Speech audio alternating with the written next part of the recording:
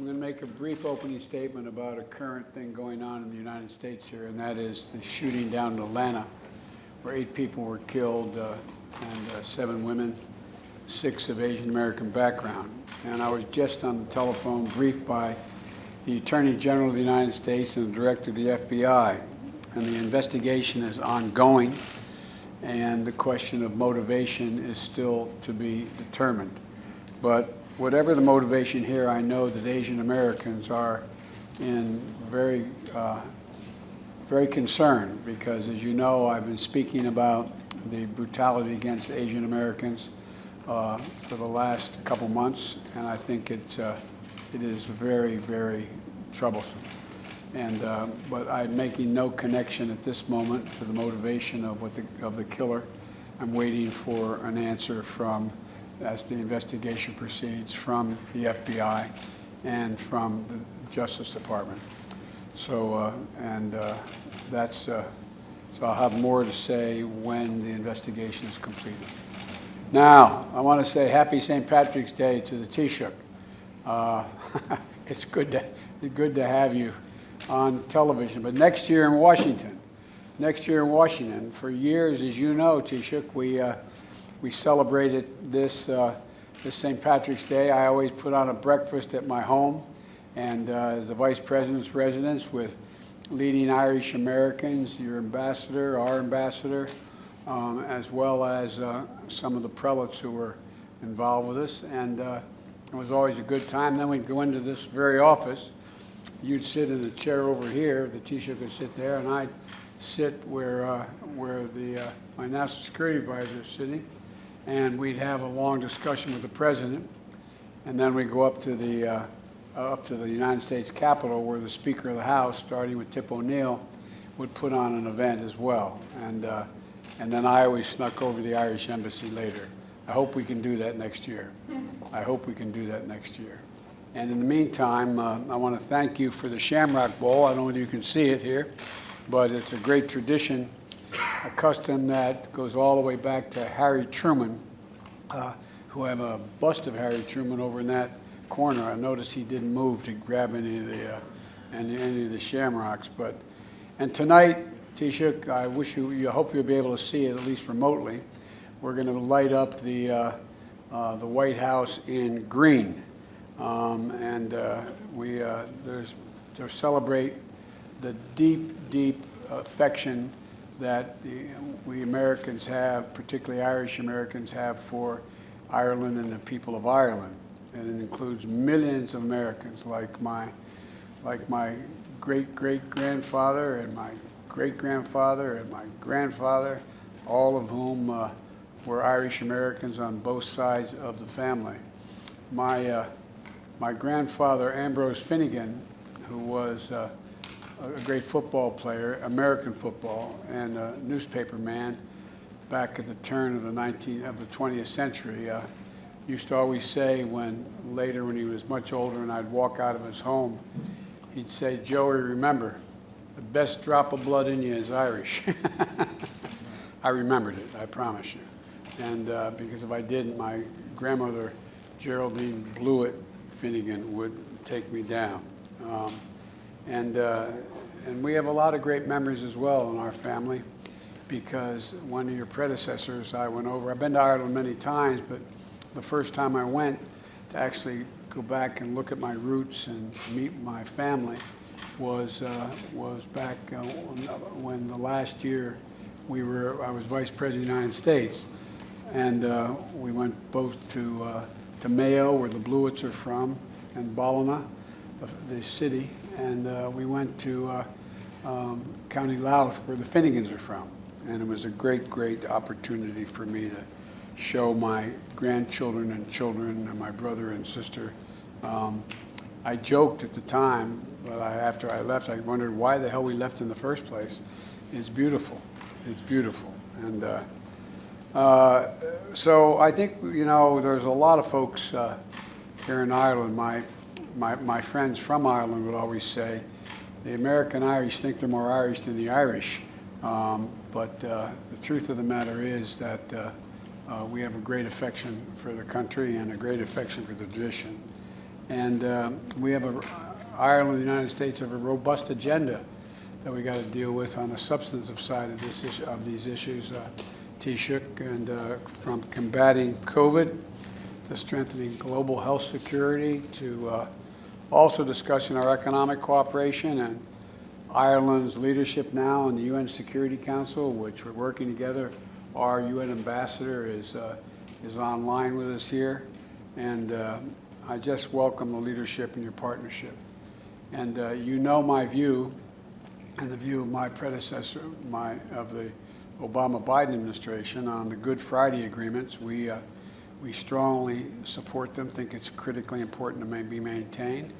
And the political and economic stability of Northern Ireland is very much in the interest of all our peoples, the people-to-people ties. And I think the idea that we talked about renewing our partnership in the All-Ireland Consortium, Cancer Consortium, the U.S., Ireland, and Northern Ireland. It's a partnership that I think we can learn a lot from one another. It's one of the things that, as President Taoiseach, I am going to focus heavily on with our National Institute of Health on dealing with cancer. We've all been victims of it in terms of our families. We all know what it's like, and we're going to make major investments in NIH and cancer research and development, and I'm looking forward to working together. As a matter of fact, my relatives in Mayo just dedicated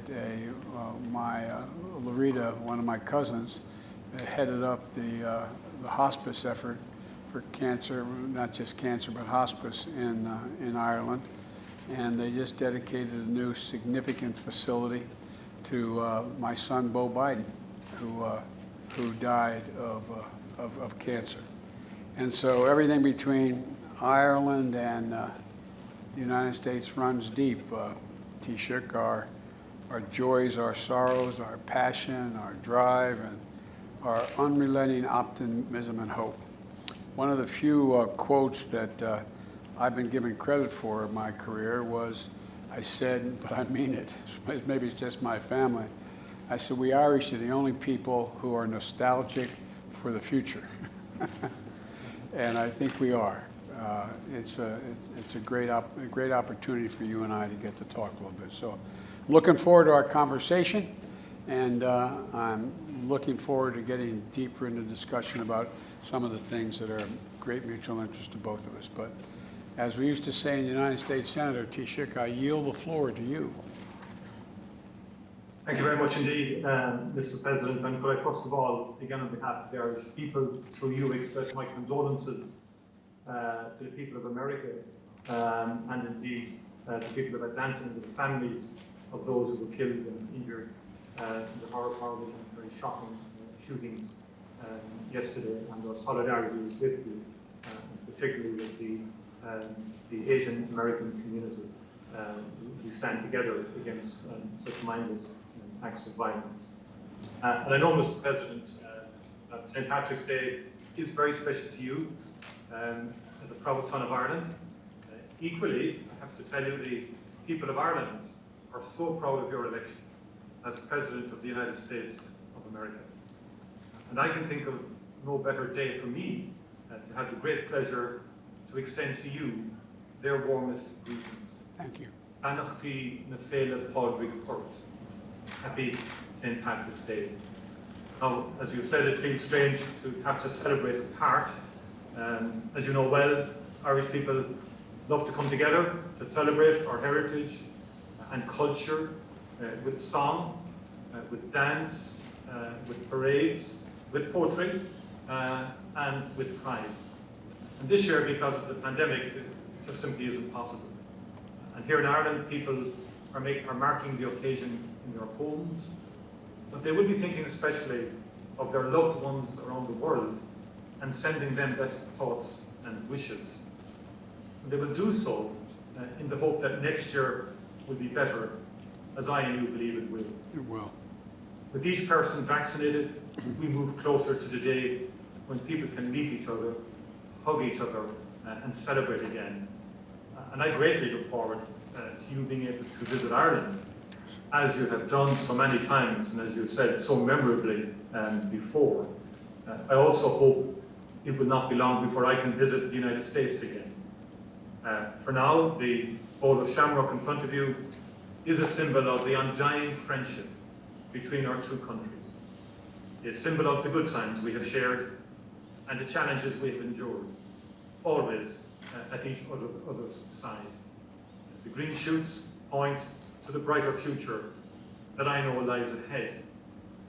Building that better future will of course be part of what we discuss today. The policies of our two governments are very closely aligned on the big challenges the world faces. And I look forward to exploring how we can defeat the COVID-19 virus, working together urgently to increase the supply of vaccine for our own people and for people around the world. We should share notes on our plans for recovery, gaining back the ground lost to the pandemic.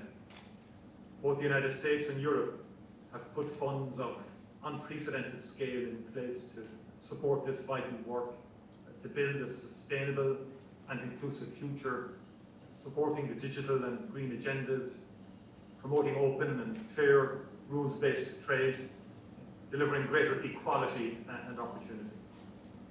Mr. President, the world has rightly taken great heart from the steps you have already taken to bring the US back to centre stage on global health, on climate, and on human rights. We want to work with you to promote our shared values and interests in the world, including at the United Nations Security Council, on which we are, as you said, currently serving. We want to work with you on climate action, which becomes ever more urgent as we approach COP26 later this year. Today, I especially want to thank you for your unwavering support for the Good Friday Agreement. It has meant a lot, and it has mattered, including as we negotiated Brexit. With a new trading relationship now in place between the European Union and the United Kingdom, and a protocol that protects peace and avoids a hard border on this island, I want to move forward with a positive relationship with the United Kingdom. That means standing by what has been agreed and working together to make a success of it. And that in turn then can help maintain peace and promote greater reconciliation on our shared island, goals that I know you support. There are so many areas where the Irish and American people are already working together, and we will celebrate some of them here today. Consortium through which our practitioners and researchers will pool their efforts to defeat cancer, that most pernicious disease. I know it's very close to your heart in terms of dealing with that. The new initiative to share our poetry and bring it to newer and younger audiences that we will announce today. Mr. President, like you, I am fundamentally an optimist.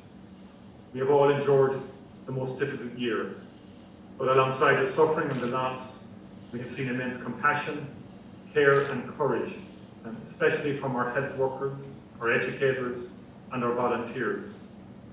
We have seen the world's best scientists come together to deliver treatments, vaccines, and hope at extraordinary pace. And I say let the same spirit of cooperation now speed and guide our recovery in the year ahead. Thank you, Mr. President. I look forward to our discussion. I look forward to it as well. We're going to let the press talk out. Mr. President.